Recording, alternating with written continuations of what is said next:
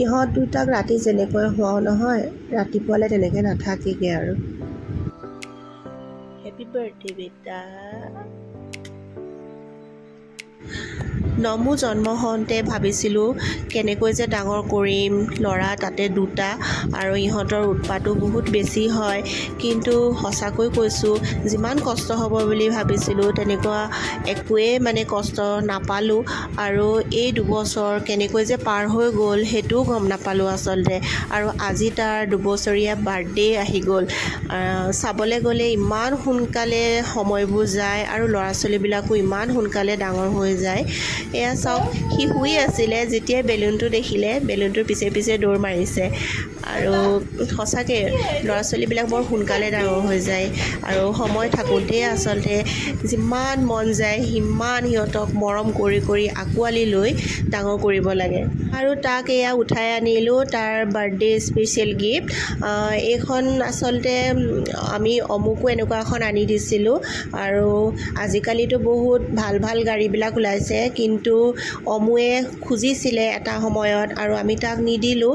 আৰু ভাবিলোঁ নাই, অমুক যেতিয়া নিদিলোঁ ইয়াকো নিদিওঁ, কাৰণ যদি তেনেকুৱা এখন গাড়ী ইয়াক আনি দিওঁ অমুৱে বেয়া পাব আৰু তাৰ মনত দুখ লাগিবও পাৰে যে মা দেউতাই মোক নিদিলে, এতিয়া ভাইটিক দিছে।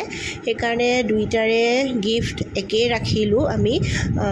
আৰু ই পিছে এইখন বিৰাট ভাল পাইছে আৰু কেনেকৈ চলাব লাগে সেয়াও জানিয়ে গ'ল সি। তাৰপিছতে আমি এয়া মন্দিৰলৈ আহিছোঁ, গণেশ মন্দিৰলৈ।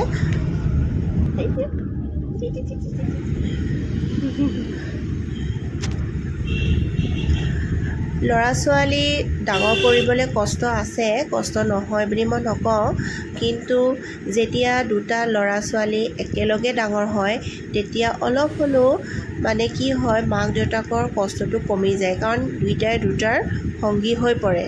নমুৰ জন্মদিন বুলি এয়া মন্দিৰত চাকি এগছি জ্বলালোঁ আৰু গণেশ বাবাৰ ওচৰত প্ৰাৰ্থনা কৰিলোঁ সি যাতে সুস্থ সবল হওক, ভাল মানুহ হওক, ভালে কুশলে যাতে ডাঙৰ হওক।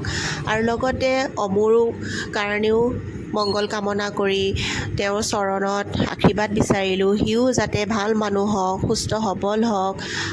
সন্তানৰ কাৰণে মাক বাপেকক এইখিনিয়ে লাগে। ধুনীয়াকৈ পূজা ভাগ কৰি আমি ওচৰৰ গণেশ ঘাটলৈ গ'লোঁ।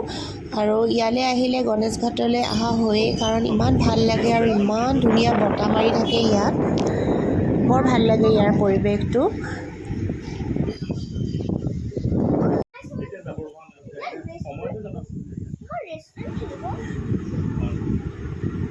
পানী বহুত বাঢ়িছে এতিয়া নদীৰ।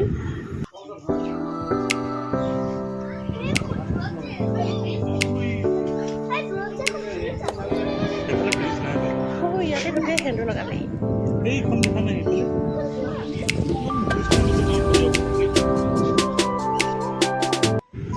মন্দিৰৰ পৰা ঘৰলৈ আহি চিধা মানে খানা বনোৱাত লাগিছোঁ, যিহেতু আজি ঘৰতে কৰিছোঁ সকলো।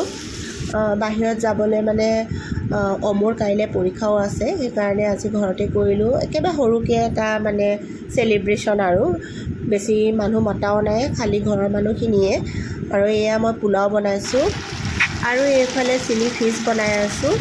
আৰু তাৰ মাজতে আকৌ আজি আকৌ পলিঅ' ডে নহয়, আমি এতিয়া ক'ত যাম?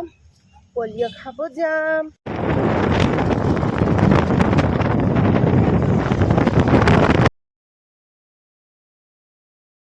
আজিকালি টেষ্টটো গম পোৱা হৈছে পলিঅ' টেষ্ট বাৰু আমিও নাজানো কেনেকুৱা, তিতা চাগে। সি প্ৰথমবাৰ খালে, তাৰপাছত আৰু নোখোৱা হ'ল। এইবাৰ দেউতাকে ধৰি লৈছে আৰু।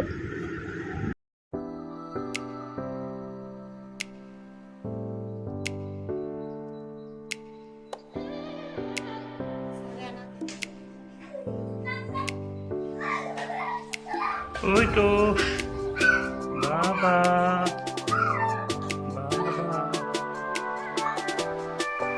Hayır, güzel adam.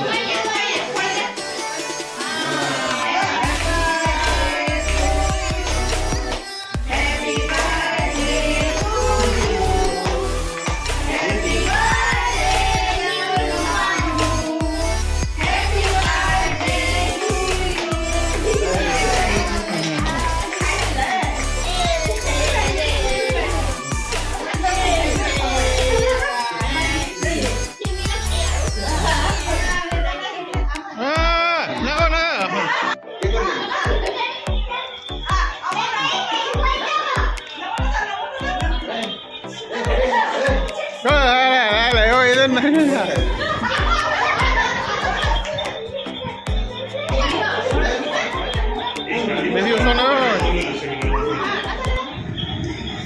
Birthday cake cutting হৈ গ'ল তাৰপিছতে এয়া ইহঁতে অকণমান ফূৰ্তি কৰিছে নাচিছে তাৰপিছতে এয়া আজি আমাৰ birthday special mutton Mumtaz chilli fish লগতে পোলাও আৰু দালি ভাজি আৰু চালাডো আছিলে সেয়া ভিডিঅ' কৰা নহ'ল আৰু